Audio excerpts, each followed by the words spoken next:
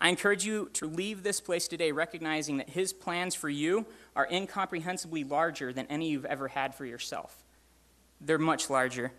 It may not seem so right now, but this life is very, very short. You do not have many years to live on this planet.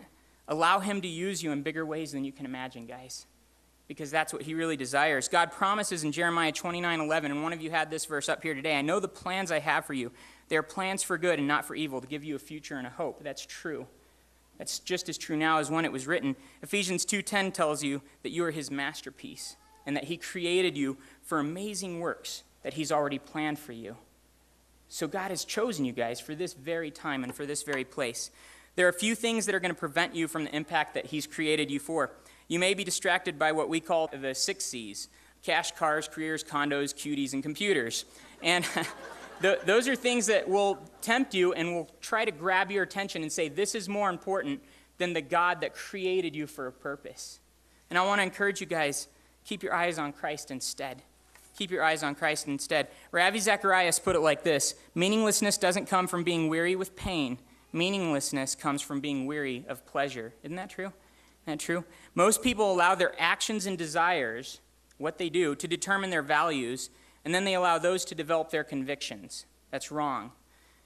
I want to challenge you to allow the convictions and worldview that you've developed here determine what you value in life, and let that determine what you do in life and what you live for.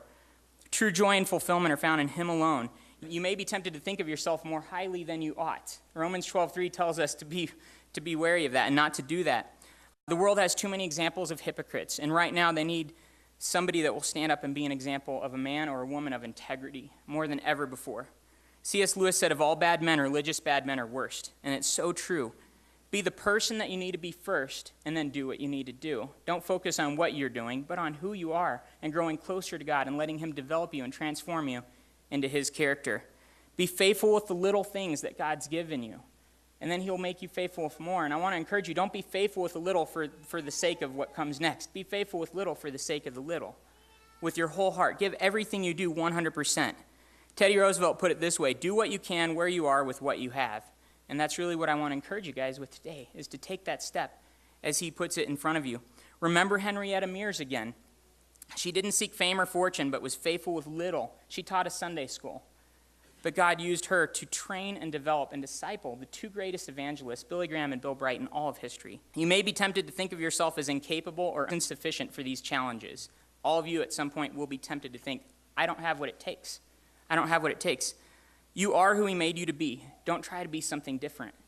He made you exactly how he wanted you. Trust him with those insecurities and insufficiencies. Your weaknesses, inabilities, and failures present no challenge to God's plan for your life. Your willingness does, guys. Your willingness does. So be willing. Churchill again encourages us that success is the ability to go from one failure to another with no loss of enthusiasm. The price of greatness is responsibility. Never give in. Never, never, never, never. In nothing great or small, large or petty. Never give in, accept the convictions of honor and good sense. Never yield to force, never yield to the apparently overwhelming might of the enemy. Thomas Edison also wrote, many of life's failures are experienced by people who didn't realize how close they were to success when they gave up. So don't give up, guys. Keep going no matter the obstacle. You may be tempted to try to accomplish what he's called you to in your own strength.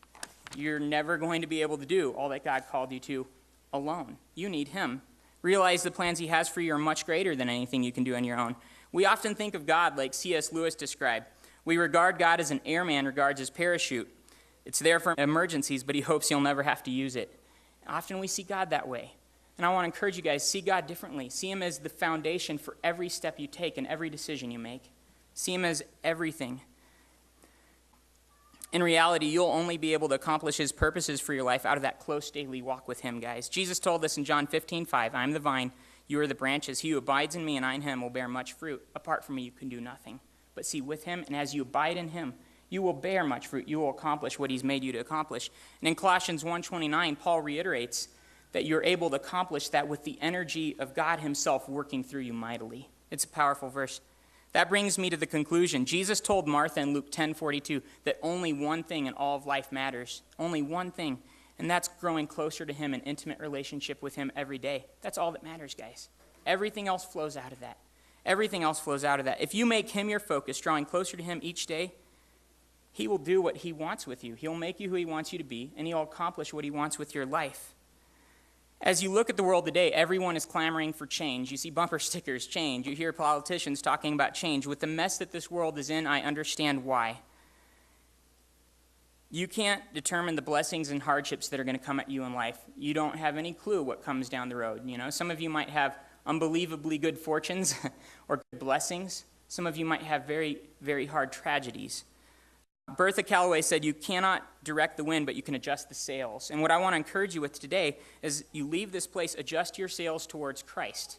Adjust your sails towards Christ, keeping your eyes on him. In Hebrews 12, 1-2, the writer of Hebrews talks about this race of life that we're in, and you guys are all in that race. And right now you're starting that race on your own. And he says, in that race, with all the distractions and all the different things that clutter up our lives, he says, keep your eyes on Jesus, guys. Keep your eyes on Jesus. And that's all I can encourage you with today. If you will keep your eyes on him, you will be the change that this world desperately needs. If you will keep your eyes on him, you will not waste your life. If you will keep your eyes on him, you will be the Lincolns, Churchills, Reagans, Grahams, and Dobsons of your generation. And I want to encourage all you guys out here in the crowd today, too. This was titled The Challenge to the Students, but I want this to be a challenge to you guys as well. They're the ones that are graduating, but no matter who you are, God wants you to walk out of this place and change the world that you're in. You're never too old or never too young to accomplish what God has planned for you. So I wish you guys all the best. I hope you truly will leave this place and impact the world in all the ways that God has planned for you. And thanks again for having me here today.